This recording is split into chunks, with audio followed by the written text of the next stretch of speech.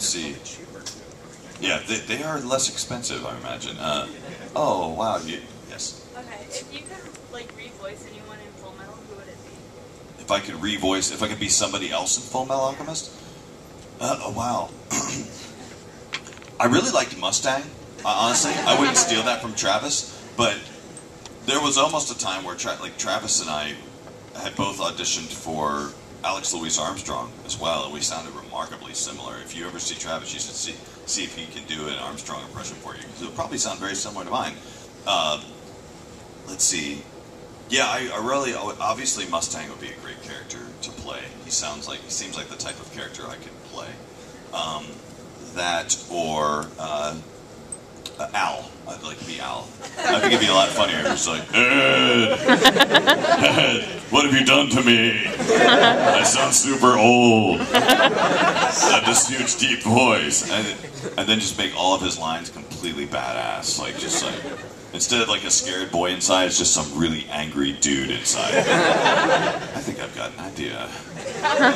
Mike! Yes, face mask. You've done a lot of different kinds of roles, and most of them very muscular guys. What's your favorite type of role to play? What's my favorite type of what?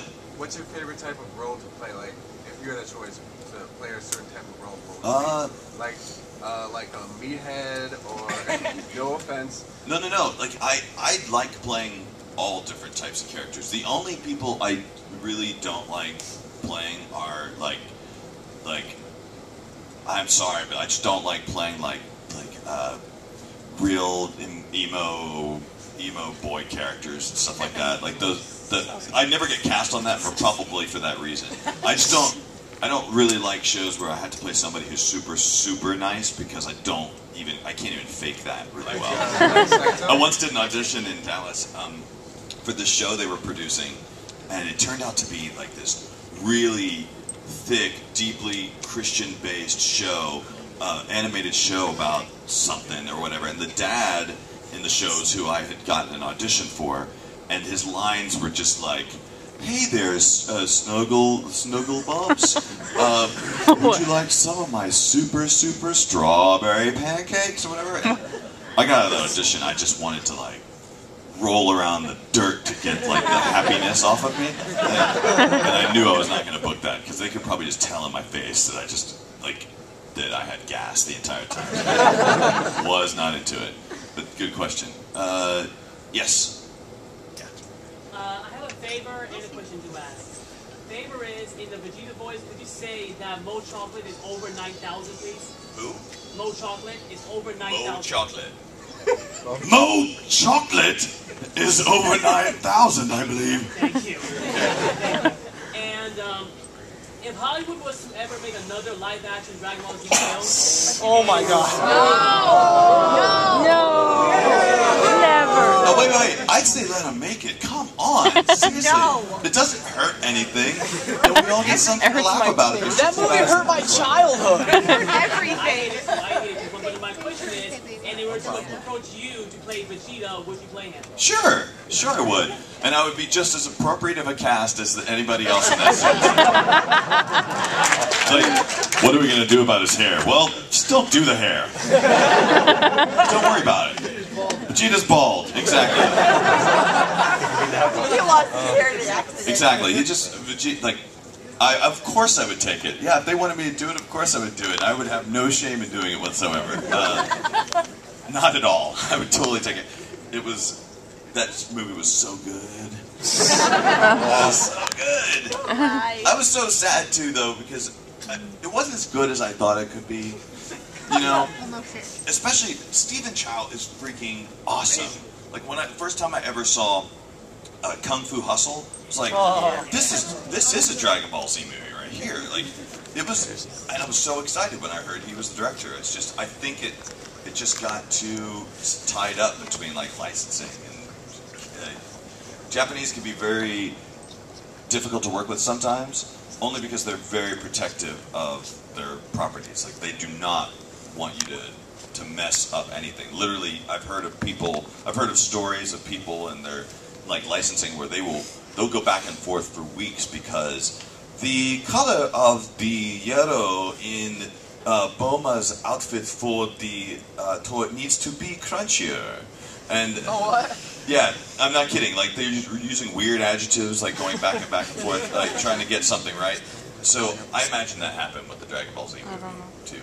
Either they're just like, just do whatever you want. Goggles.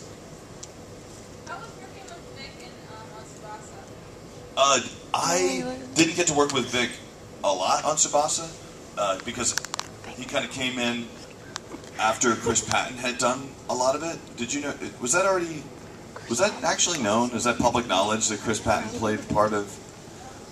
Oh wow, that was a spoiler. At first, I guess Chris Patton was Fi in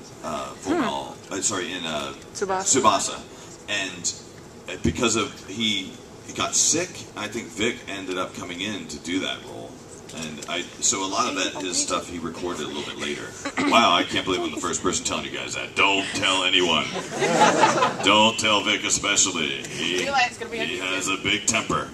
Like, no, yeah, I think Vic's got a super voice, and he sounded really good on the stuff I heard from him. So, I think that's the answer to your question. Man, I feel bad. I hope I didn't say anything wrong. Yes, Goku. Kakarot and Vegeta's voice. I just realized your Trunks, actually. Yeah. Sorry, like it's the hardest part of the Dragon Ball Z costumes that like make it so hard to cosplay. Is the hair is the impossible thing. How do you do it? But so sometimes and the hair you can maybe get to look right like first thing in the morning, and then after the rest of the day, you just like look like one of those like naked baby dolls with a troll. Hair. Like those trolls, yeah. Yes, Noodles.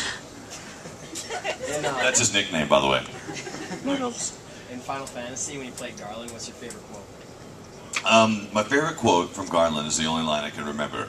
I am the beginning and the end. That's it.